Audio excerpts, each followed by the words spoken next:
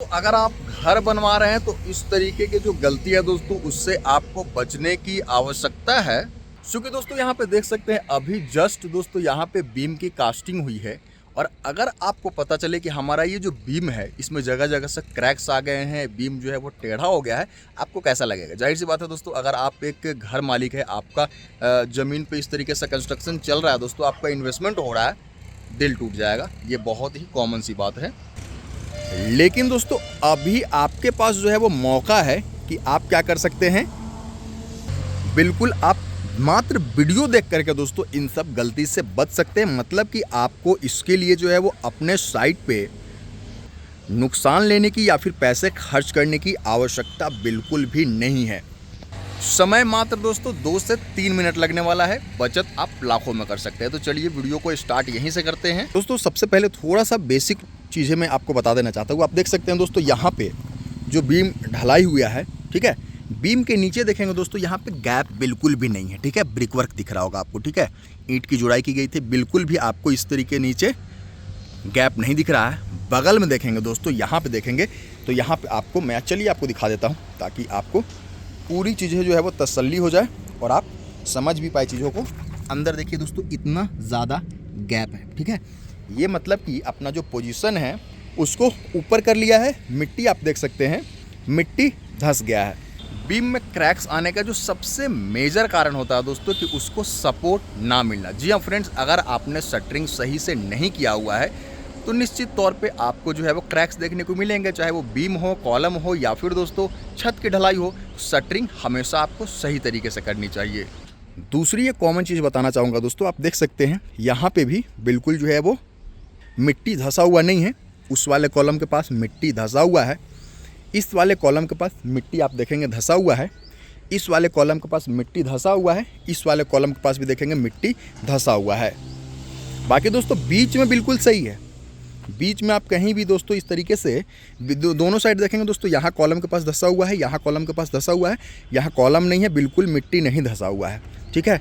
वैसे ही दोस्तों इस कॉलम के पास, इस कॉलम के पास बीच में मिट्टी नहीं धंसा हुआ है। अब आप भी ये सोच रहे होंगे दोस्तों, कॉलम तो हम घर के मजबूती के लिए देते हैं और यहाँ तो जहाँ जहाँ कॉलम हमने दिया है वहीं पे मिट्टी धंस गई है।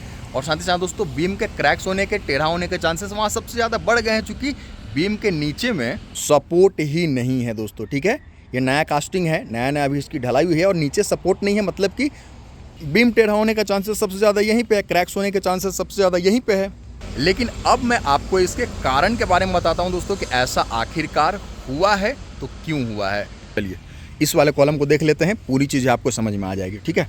ये जब कॉलम की ढलाई हो रहा था दोस्तों, सबसे पहला स्टेप हम क्या करते हैं, इस तरीके से गड्ढा करते हैं कॉलम के लिए, ठीक है। यहाँ पे देखेंगे दोस्तों, यहाँ पे इस तरीके से दोस्तों गड्ढा करते हैं। यहाँ 4 बाई 4 का गड्ढा किया गया था, ठीक है, ठीक है, लगभग 4 फीट गहराई तक दोस्तों यहाँ पे मिट्टी की खुदाई की गई थी। फुटिंग डालने के बाद में दोस्तों, कॉलम निकालने के बाद में यहाँ पे दोस्तों मिट्टी को भर दिया गया था और उसके बाद इस वाले बीम की कास्टिंग की गई थी। क्योंकि दोस्तों नीचे से सपोर्ट था तो नीचे से आप पटरा वगैरह तो लगाएंगे नहीं, बस दोस्तों इस तरीके से साइड लगा करके, दोनों साइड से पटरा लगा करके दोस्तों इसकी कास्टिंग हो गई थी। और दोस्तों मिस्टेक यहीं पे होता है, ठीक है। ये जो पॉइंट है ना, जो गड्ढा हमने किया था कॉलम के लिए, फुटिंग डालने के लिए, बिल्डिंग के लिए, वो ज़रूरी भी है दोस्तों। और सही तरीके से ना हो तो सबसे घातक चीज़ भी वही है। चूँकि दोस्तों मिट्टी यहाँ का लूज था, सही तरीके से दोस्तों कॉम्पैक्ट नहीं हुआ था, ठोस मिट्टी नहीं हुआ था। और दोस्तों जब ढलाई हुई ना तब ऐसा नहीं था। ढलाई होने के समय क्या था दोस्तों कि पूरा जो बॉटम है ना, जो बीम का टेंशन जोन है दोस्तों, बॉटम है, नीचे वाला पार्ट है, वो इस तरीके से मिट्टी पे लदा हुआ था, ठीक है। लेकिन दोस्तों जब ढलाई हुआ, ढलाई होने के अगले दिन दोस्तों 16 से 24 घंटे बाद जब क्यूरिंग प्रोसेस स्टार्ट होता है, जब हम पानी देना स्टार्ट करते हैं, उस समय क्या होता है दोस्तों, ये जो कंक्रीट है ये तो अपनी जगह पे बनना रहना चाहेगा दोस्तों। लेकिन क्या होता है दोस्तों कि ये जो मिट्टी है ना, चूँकि मिट्टी अंदर से ठोस नहीं था और इसको पानी दिया गया, क्यूरिंग किया गया, पानी दिया गया, तो उस समय क्या हुआ दोस्तों कि ये जो मिट्टी है वो धीरे धीरे सेटल डाउन होना स्टार्ट हुआ और इस तरीके से इतना नीचे चल गया दोस्तों कि ये अपना सपोर्ट ही हटा लिया। जबकि दोस्तों कम से कम मैं बता रहा हूं आपको 7 से 10 दिन जो है वो, लेकिन दोस्तों इस केस में देखेंगे 10 दिन तो छोड़ दीजिए दोस्तों, यहाँ पे अगले ही दिन जब पानी इन्होंने दिया तो बिल्कुल मिट्टी सेटल डाउन होने लगी। और साथ ही साथ दोस्तों ये अब दोस्तों किस्मत अच्छा रहा आपका, मैं फिर से यहाँ पे लाऊंगा, अगर आप लक्की रहे दोस्तों तो आप क्या करेंगे, आपका जो बीम है वो मुड़ेगा भी नहीं, झुकेगा भी नहीं, और साथ ही साथ इस केस में प्लस पॉइंट ये रहा दोस्तों, बीम कभी से फेल होना स्टार्ट होगा ना तो वो बीच से फेल होना स्टार्ट होता है।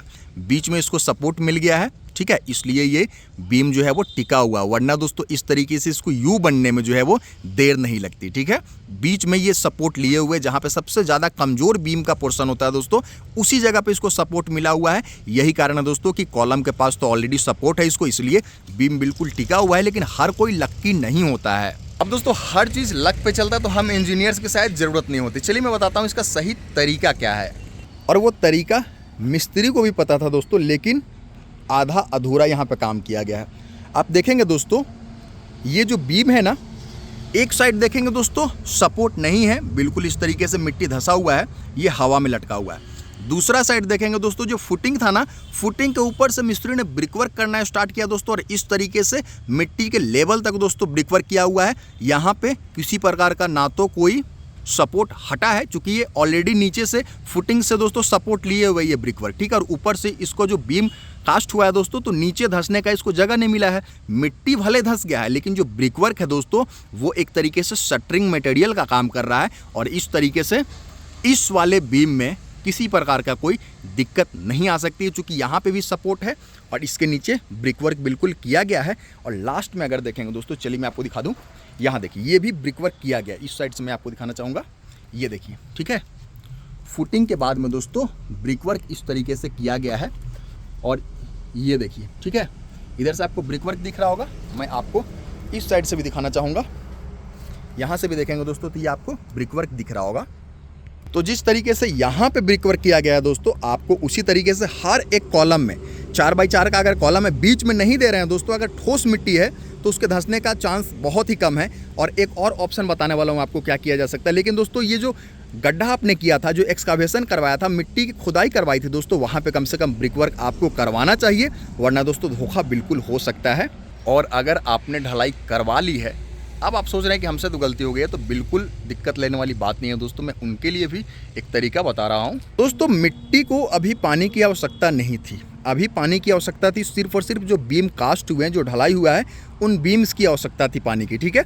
ऐसे में आप क्या कर सकते हैं दोस्तों, एक्स्ट्रा पानी आप दोस्तों इस तरीके से, यहाँ पे पानी रुकने का कोई जगह नहीं है दोस्तों, पानी देंगे, जाहिर सी बात है दोस्तों पानी आपके ज़मीन पे ही जाएगा और फिर मिट्टी को गीला करेगा, इस तरीके से मिट्टी धंसना स्टार्ट होगा।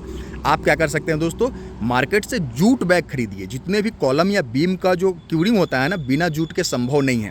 आप दोस्तों 5 मिनट अगर पानी इस तरीके से दे रहे हैं, ठीक है, आपको पानी नुकसान ही कर रहा है, ठीक है, क्योंकि दोस्तों 5 मिनट के बाद उसको अगला 5 से 10 मिनट में वो पानी सूख जाएगा, और फिर दिन भर इस तरीके से आपका जो बीम है दोस्तों वो इसी तरीके से धूप में सूखता रहेगा। तो ऐसे क्यूरिंग करने से कोई फ़ायदा नहीं है दोस्तों। अगर आपका अपना घर बन रहा है, आपको काम चलाऊं काम नहीं करना है दोस्तों, पैसे की बहुत ज़्यादा इससे बचत नहीं हो जाएगी।